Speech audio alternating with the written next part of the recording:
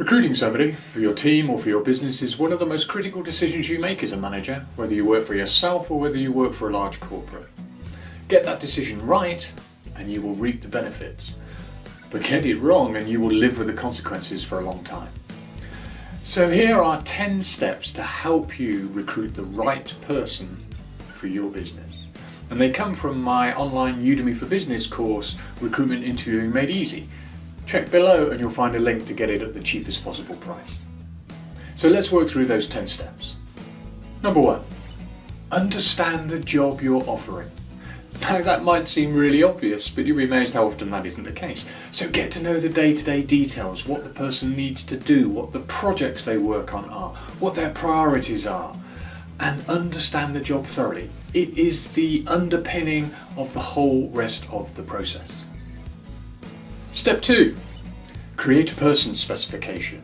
Now, a person specification, in essence, is a breakdown of the skills, the qualities, the attributes that you want the successful candidate to have, that you believe they need to succeed in the role. And if possible, separate those between those you think are absolutely essential to the role and those that are nice to haves. They're desirable if you can get them. Step 3, at all stages, make sure you're complying with the law wherever it is you're recruiting. And it's important to consider that when you're putting together your job description and your person specification, because it's very easy to inadvertently write in some form of discrimination as part of the criteria. So always check you are complying with the law. Step 4, attract candidates. If you work for a large corporate, you may have a whole HR department that will do most of this for you. If you work in a smaller business, you may be doing it yourself. But you need to put some effort into attracting candidates. These days, an awful lot of people are job hunting via websites and social media. So you don't necessarily need to use an agency, and you may not need to use the old-fashioned approach of an advert in a local newspaper. But certainly make sure that you're putting it out there that the job's available in the places you believe likely candidates will look. Step 5.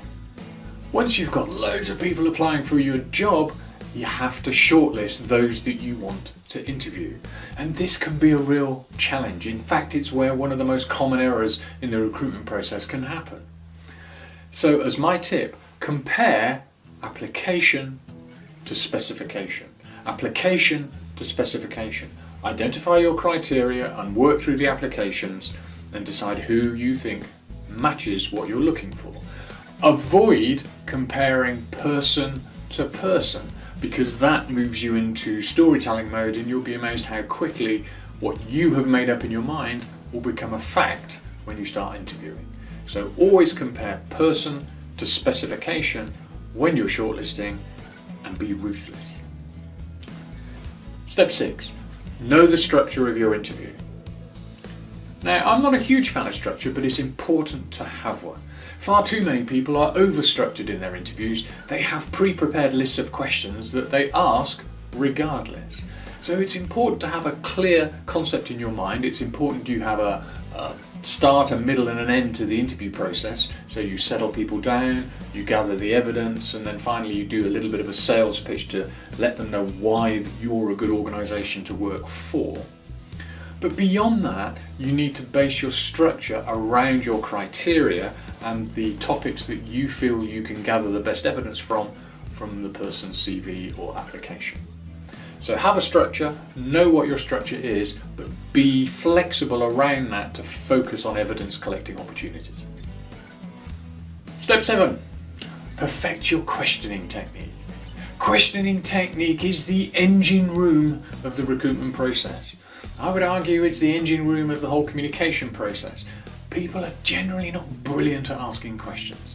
So hone your questioning technique to make sure that you are exploring things from the candidate's perspective. And a lot of candidates are very well trained in interview techniques these days, and your questioning technique will be one of the main tools you can use to avoid the tail wagging the dog, as we say in the UK. In other words, the candidate cleverly leading the discussion rather than you. Step 8, hone your listening skills. However good your questions are, if you are not listening to what the person says and paying real attention, and by listening, not only do I mean listening as in auditorily, but paying attention, visually noticing their body language when they shift position, when they look comfortable, uncomfortable, those sort of things. Really listen and focus your attention on the candidate's answers. That in turn will lead them to give you your follow-up probe questions. Step 9, making the hiring decision. Now, if you've used a really good process, you've got great criteria, the real candidate that is going to be successful may simply plop out at the end, so to speak.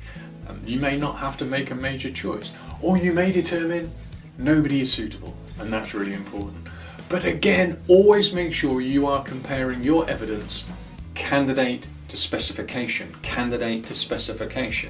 and avoid person-to-person comparisons. Because if you are not careful, you may end up hiring the best of a bad bunch, and sometimes it is much better for you to just say, no, nobody is suitable, I need to start the process again. But that's a tough decision to make. Step 10, onboarding. Now you've found the right candidate, they've accepted your position, they want to work for you, make sure you've put some sort of structured process in place to onboard them, to induct them into your business, your team, the way that you work and that people like to work together. Don't assume that they will just do that on a trial and error or sink and swim basis. It shouldn't be a trial by ordeal. And it's a step many people leave off, and they find they have quite high turnover sometimes in a short-term period of key positions because they've not assimilated people well. So put together a structured, can be simple, but a structured onboarding process. You need to think about that. So those are the 10 steps.